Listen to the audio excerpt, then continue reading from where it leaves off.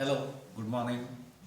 So, in our second lecture, yesterday we had talked about planning and resources. Now, today we will talk about gossiping and taking a break. When I say take a break, which means, see, students study for day and night. When they study day and night, on Sunday they actually get a break, but at that time they have an exam. Either it is an offline examination or an online examination. So they basically study hard.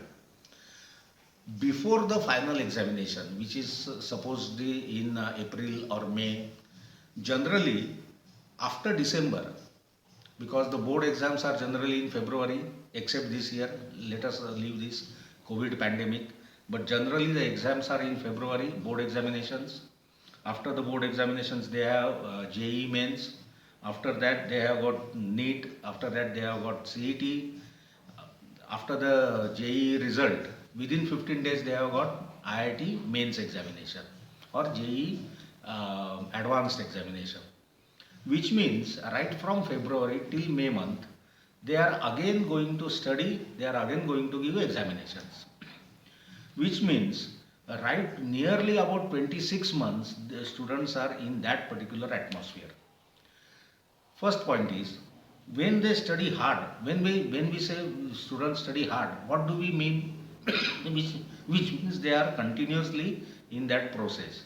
Read, write, solve, give MCQs, solve MCQs, give small examinations, give a total examinations. They are continuously in that particular schedule.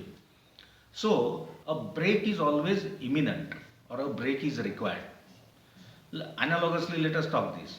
A player who plays continuously a test, T20 and one day games, now because of that stress, these players are now given a rest, mid rest. In 1 year, they generally play 10 tests, 20 T20s, and maybe 10 one day internationals. If the number of games increases, then they are given rest. Why? Because it is a physical play. Here, we are going to play mentally. All this data which we are going to study is stored in our memory.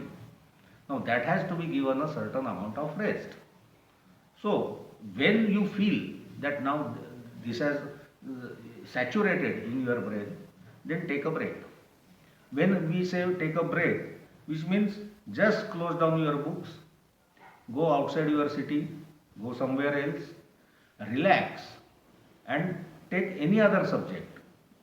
Maybe you go for playing, you can go for skiing, you can go for any other thing, just apart from the studies, and then come back fresh.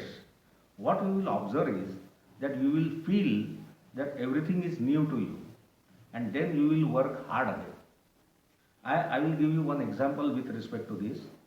When one of my students who was a repeater for medical examination, in the month of February, the examination was in May.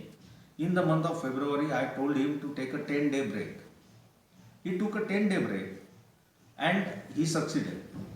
His friend who was with him on same par, both were same. Both were scoring around 170, 180. He did not take a break.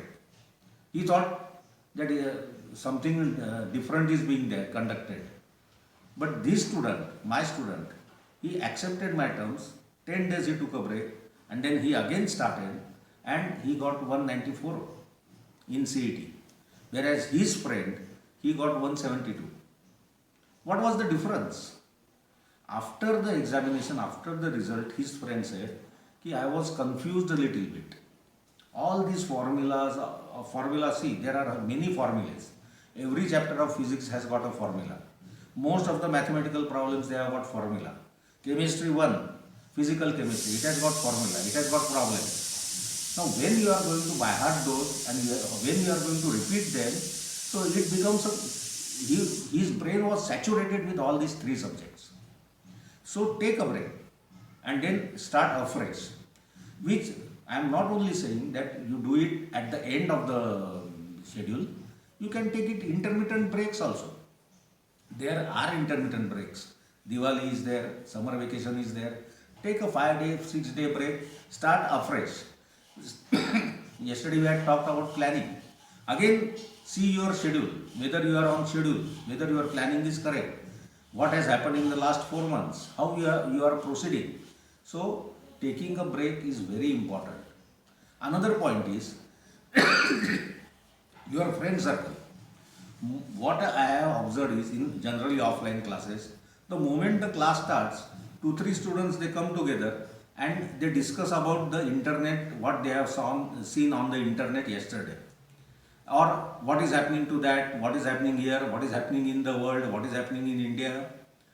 Don't be individual friends; they are necessary, but don't allow them to interfere into your area. This study is yours. You are going to give exam and you are going to succeed. No, we will study together. Don't do that.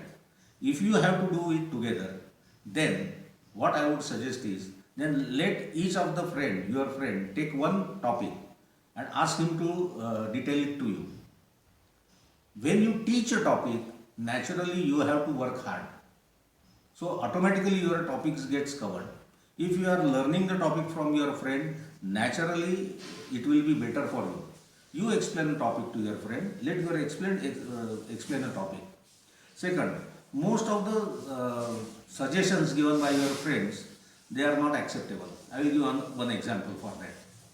Yesterday I had talked about 35 questions out of 45 to be attempted, which are correct.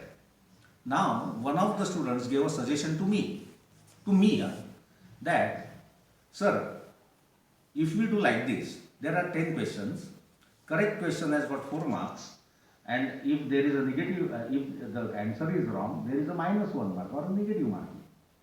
Sir, what I will do is, of these 10 questions, I don't know the answer, I will just pick A or B or C, at least 2 or 3 questions will be correct. At least, if 3 are correct, I am going to get 12 marks, and 7 are wrong, so that will be -1 into 7, that is -7, so I get a 5 mark benefit. I said, don't do it. It is not acceptable. It is like a poker game. If it goes wrong, then it is okay. If it is not, then all the 10 marks will be negative. I will tell you, he didn't succeed in all that. Don't go in such type of consultations with your friends. Study yourself, have a planning. Secondly, when your friends are together, each friend, he has got a certain perspective with respect to study, with respect to life. So don't move into that, or don't listen to them. Listen to your professors, listen to your what you have. See, you are going to give exam and you are going to go for engineering or medical or any other professional courses. He is not going to be available for me there. There, in that particular area,